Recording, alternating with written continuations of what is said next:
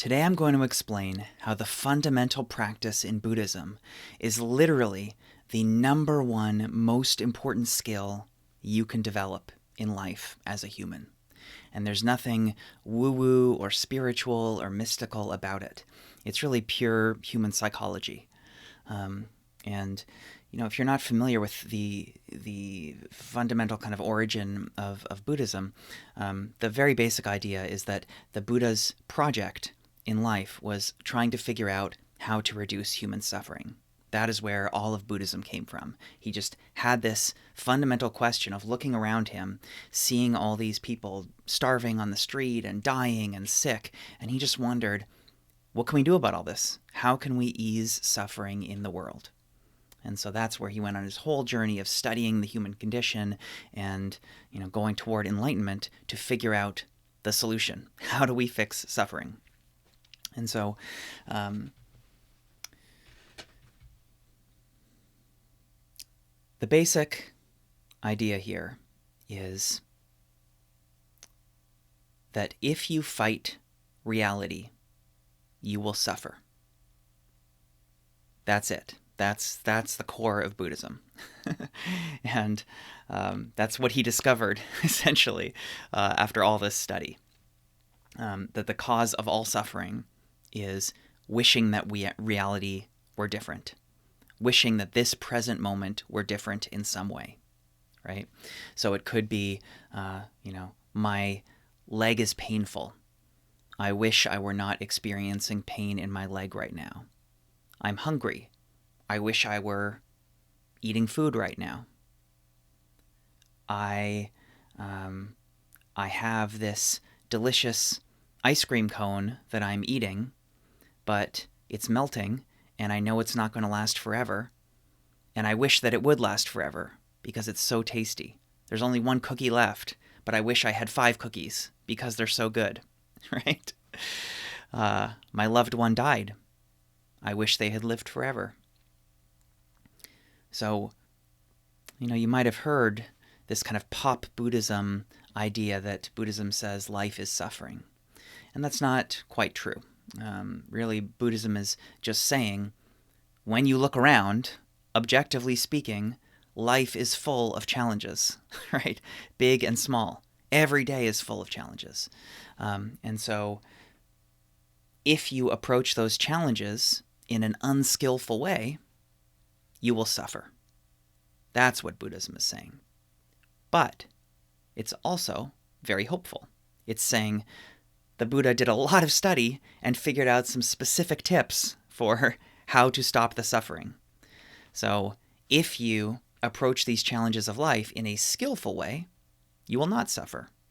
That's the solution. And this skillful way is nothing magical or mystical, right? It doesn't require believing in any special higher power or anything like that. Really, it's a kind of very clear, objective, psychology-based series of steps. And I'm not going to go into the whole eightfold path, what it's called in Buddhism, in this video. But I'm going to talk about just this core idea of resisting reality. So the basic solution when reality is unfavorable, when in the present moment you're experiencing discomfort, the basic idea is to not resist it, to instead surrender to what is actually happening. And so that is one of the core things that we practice in meditation. That is essentially why we meditate. It's probably maybe 2 main things. The other is to just kind of examine the self, examine what is consciousness, what is reality. So it's kind of investigation, but then the other main reason is practice or training to focus on noticing little things that you ignore in everyday life, but when you're meditating, when you're so focused, you can really pay close attention to all the small ways that you resist reality. So it could be, I have an itch on my nose, and normally I would just scratch it. But when you're meditating, you really get to train yourself to notice, oh, my nose is itchy right now. Interesting. I'm not going to scratch it, because that would be changing reality.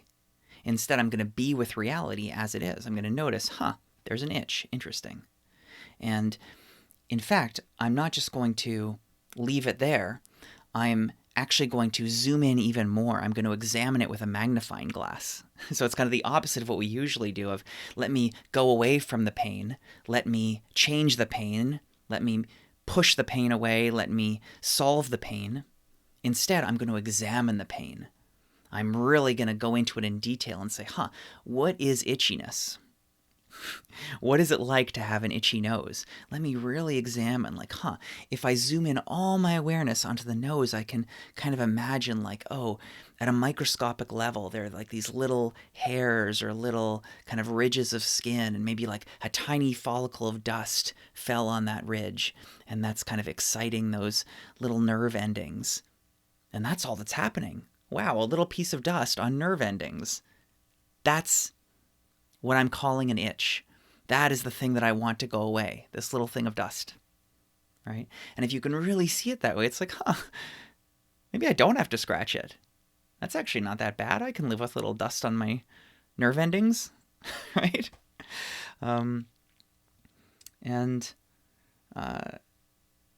It's kind of an easy example. There are much harder ones, of course, right? Like if you have a coworker who's really annoying and you have to be with them every day at work, resisting reality would look like saying, I wish this person weren't here. Every day when you get to work, they're still here. I wish they weren't. I wish they would be fired, right? So every single day you're resisting reality again and again. Every single day you're wishing reality were different. So that's the cause of your suffering. It's not the coworker. The cause of your suffering is wishing that your coworker were different than they are. And so it's hard, but the solution, again, is just mindful awareness of really examining, what is it like to feel such dislike of this other human? What is it that I dislike so much? What does that feel like in my body? How do I know that I dislike them so much? Where is that signal coming from that my mind is processing as I wish this person weren't here anymore? Is it like tension in my shoulders? And then my brain is interpreting that tension in my shoulders whenever I see them as I don't like them, I wish they weren't here. Interesting. But when I really just sit with it and examine it, all it is a conditioned response in my nervous system where my brain sees this collection of pixels, right, that represents this human, and then it triggers this tension in my shoulder, which then triggers this cascade of thoughts of, I wish they were different. And that's all it is. So if you can really slow down and check that out, like, wow, okay, so there's tension in my shoulder, which is really like this muscle is contracting. It kind of feels like something's pressing against my shoulder. It's not so bad. Okay, I can live with that. And, when I really look at it, I'm kind of boxing this coworker in. I'm kind of thinking like, they're just a bad person. Is that true? Are they a bad person? Or is it just like they have a personality type, I have a personality type, and they're kind of in conflict with one another? Maybe they're triggering some old wounding I have, right? So it's kind of what we're doing again and again when we face these challenges through the Buddhist lens. Is just slowing down enough to really examine at the deepest, most fine level, what exactly is happening here? And is it the end of the world? If I'm sitting here and my knees are painful and I want to shift them, what if I don't? Is it really going to damage my knees? Is the pain really going to be so great? Maybe it will. If they're kind of burning, then okay, maybe I should adjust them, right? Buddhism is not saying, never take action, always just accept everything. But we can actually handle more than we think we can. We're pretty resilient, we humans. So it's kind of the practice of noticing like, I think I'm going to die if I don't change this right now. But wait a second, I'm not actually going to die. What's really going to happen? It's not going to be that bad. I can probably handle this. And again, it's not saying accept everything. Sometimes you do want to push against reality.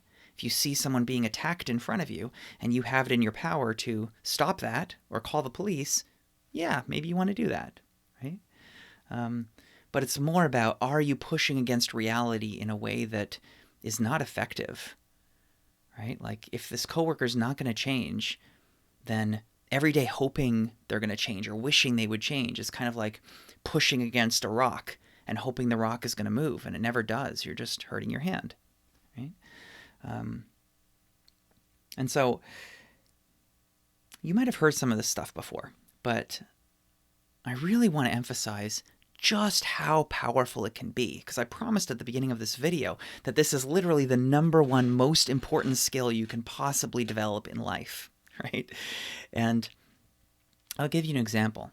I have a very good friend who is a strong Buddhist. He's actually the main one who inspired me to get into it. And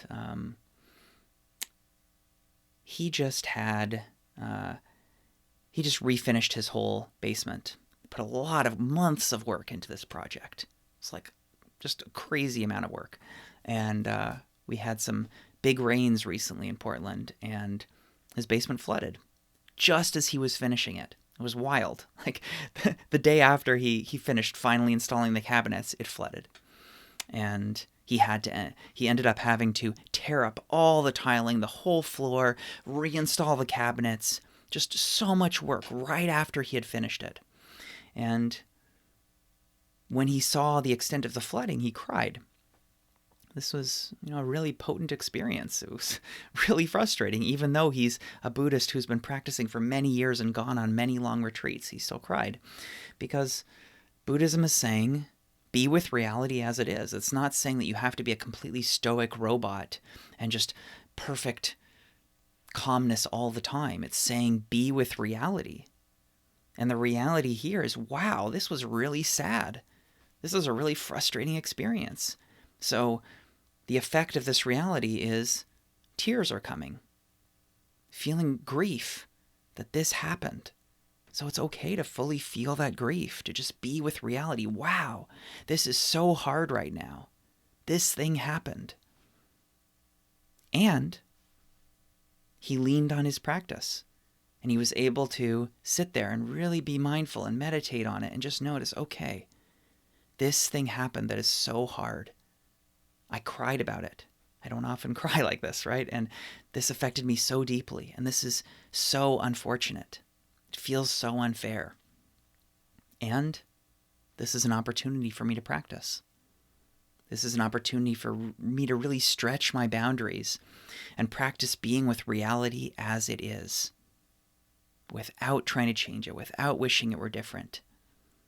So this isn't just positive thinking. It's not just looking on the bright side. It's way deeper than that. It's saying this is the fundamental practice of being alive. It's facing challenge after challenge, big and small, and just practice being with them. Here we are.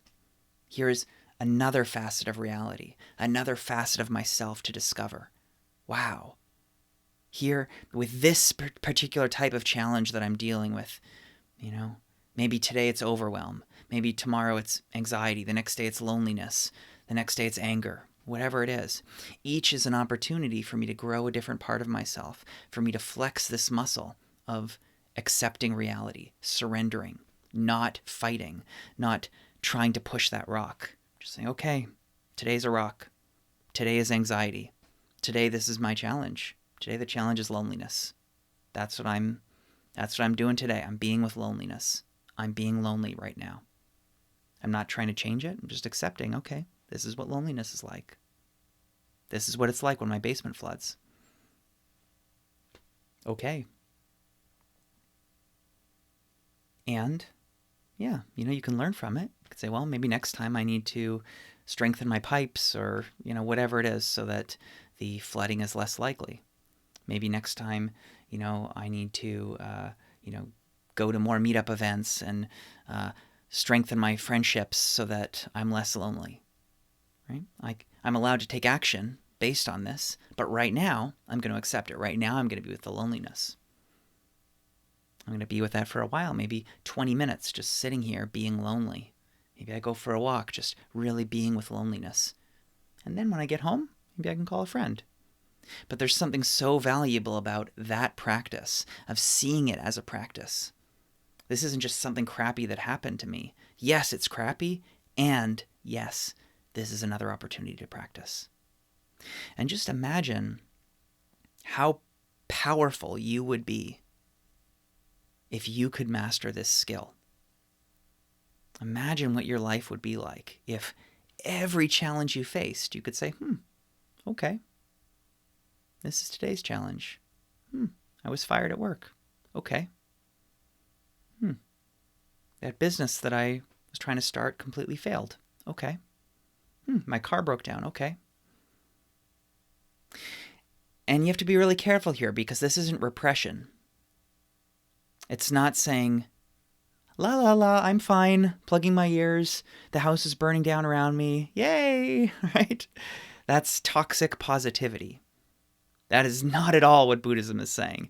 It's not saying, look on the bright side in every case, everything's always okay, everything happens for a reason, everything's always wonderful. It's not at all saying that. It's saying, life gets really dark sometimes. Let's be with the darkness. Wow, this is pain. This is so much pain. Wow, an earthquake happened and 1,000 people died. Wow. 1,000 people died. That's so much. We're not looking on the bright side. We're saying, okay, this is reality. This is how it happens. And that's why a fundamental tenet of Buddhism is everything is always changing. Yourself, the world around you, you can't count on anything to stay the same forever. That's a cause of suffering. Trying to hang on to anything, right? You can say, I love this person so much. I really hope they stick around. And as a human, they're bound to die. They're bound to get sick. It's just how humans work. I'm bound to get sick. I'm bound to die. That's reality. If I pretend that's not true, if I pretend my partner's going to stick around forever no matter what, I'm going to suffer. That's guaranteed, right? I'm guaranteed to suffer if I fight reality there, if I pretend it's not true. But if I accept it and feel the grief, wow, I'm going to lose my partner. Oof, that is so challenging. I can't really think about it for too long because it hurts so much. And that's how life works. So this is why, to me, this is the number one skill in life. This is why I've made meditation practice the core anchor of my day. Every day, it's the thing I do without fail. No matter what, I'm meditating. Because that's what we're doing in meditation, is practicing, focusing the mind, being fully present. This is reality right now. My knees are hurting, my back's hurting, I'm bored, I want to be doing something else. Interesting. All that's happening? Those are thoughts. Those are pains. And this is reality right now. This is how it is. We're training ourselves to be able to do that, to be able to have equanimity, acceptance of challenge, because life is full of challenges. That's never going to change. It's just what it means to be alive. So you can either fight reality or you can accept it, even though that's excruciatingly hard sometimes. But it's a little less excruciating if you're not letting it surprise you. If you're just accepting, wow, yeah, I'm comfortable right now, and that's going to change. Oh, I'm in pain right now, and that's going to change too. It's going to get better, it's going to get worse, ups and downs, that's life. Don't let it surprise you. Just anticipate. This is a good time, it's going to get bad. Oh, and then it's going to get good again. That's okay, I'm just going to be with it. Either way, I'm going to accept reality.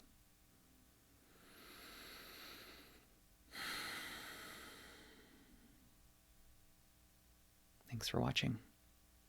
Happy to answer any questions you have or comments. And I hope you have a nourishing day.